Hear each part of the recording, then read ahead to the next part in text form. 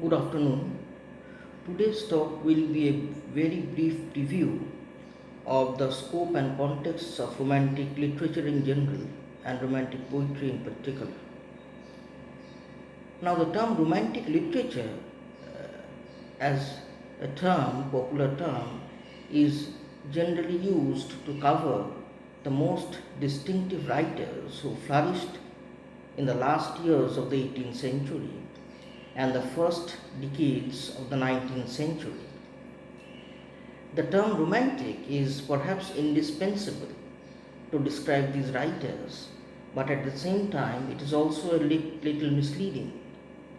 There was no self styled or self declared romantic movement at that time, and the great writers of the period, including the great poets whom we easily associate with romantic poetry, did not call themselves romantics.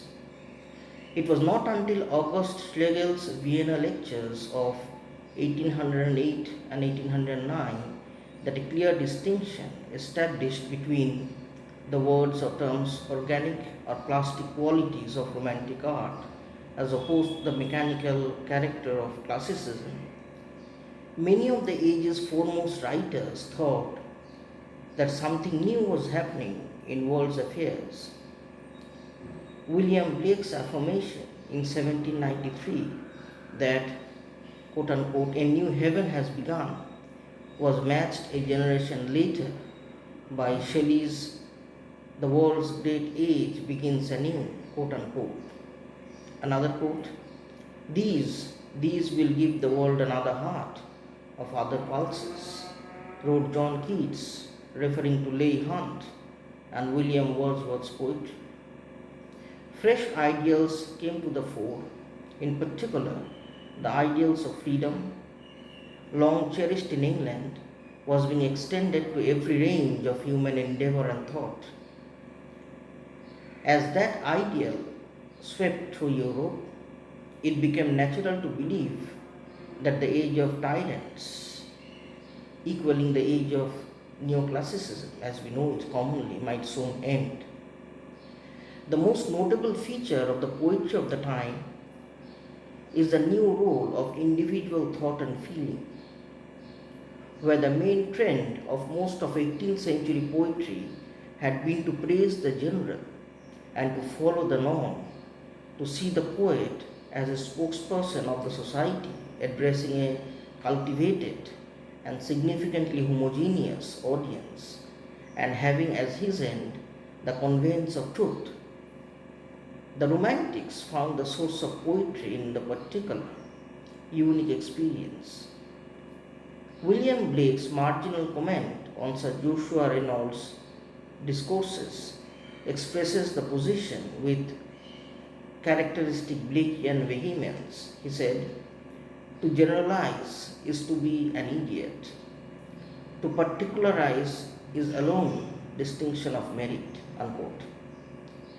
The poet William Blake was seen as an individual, distinguished from his fellows by the intensity of his perceptions, taking as his basic subject matter the workings of his own mind and the genuineness of his own thoughts, without taking care to understand or subscribe to any other external points of view or lines of thought.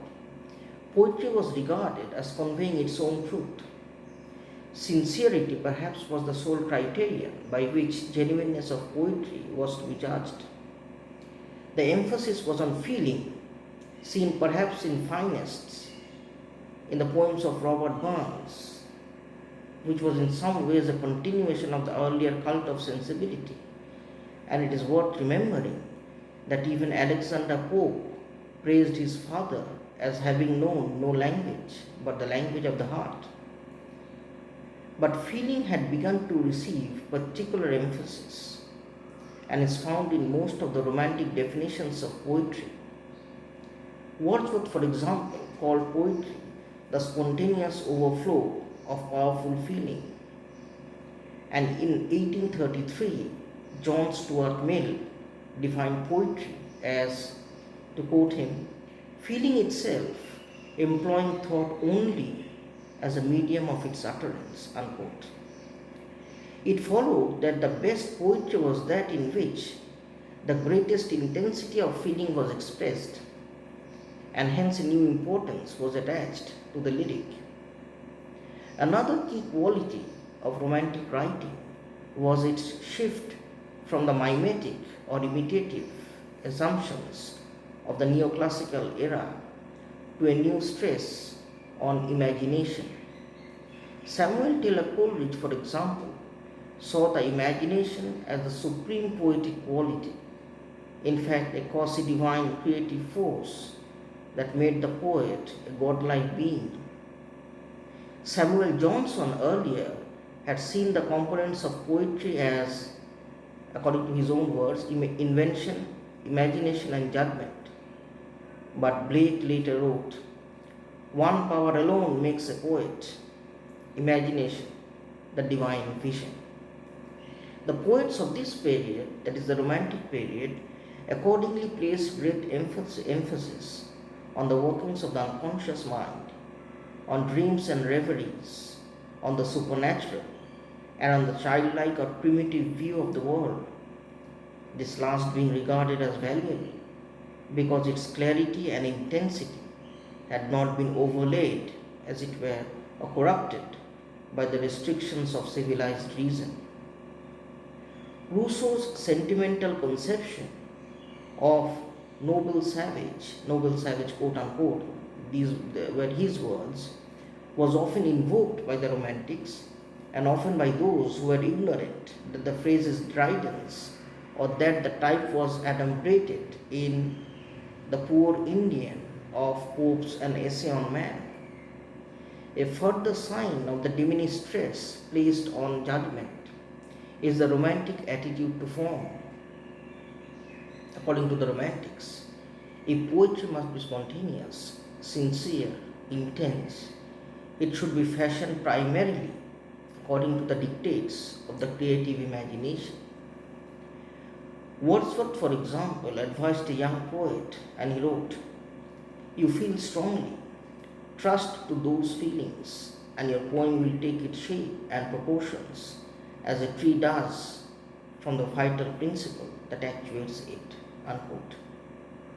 This organic view of poetry is opposed to the classical theory of genres, each with its own linguistic decorum, and it led essentially to the feeling that poetic sublimity over which or on which the Romantics banked upon was unattainable except in short passages or only a few lines where the intensity of the poetic inspiration is at its highest. Hand in hand with the new conception of poetry and the insistence on a new subject matter went a demand for new ways of writing.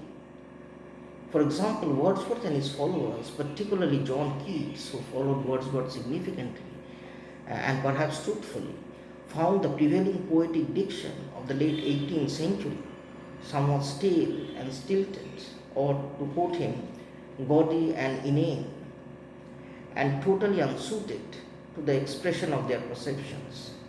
It could not be for them the language of feeling, and Wordsworth accordingly sought to bring the language of poetry back to that of common speech. Wordsworth's own diction in his poems, however, often differs from his theory. Nevertheless, when he published his preface to Lyrical Ballads in 1800, the time was ripe for a change. The flexible diction of earlier 18th century poetry had hardened into a merely conventional language. So, in other words, even within that time of Wordsworth conceiving the concept of lyrical ballads with Coleridge to the time he writes it, there was a distinct change in the way in which spontaneity and calculation would work together, or to what extent each would work, or to what proportion each would work in the composition of a poem, underwent a significant change.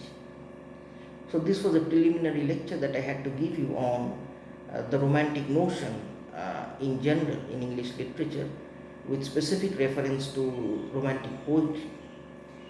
In my next talk, I'll be focusing specifically on Romantic poetry and highlight how the contemporary philosophical ethos worked significantly to give Romantic poetry the distinct shape and aura that it sustained till our times.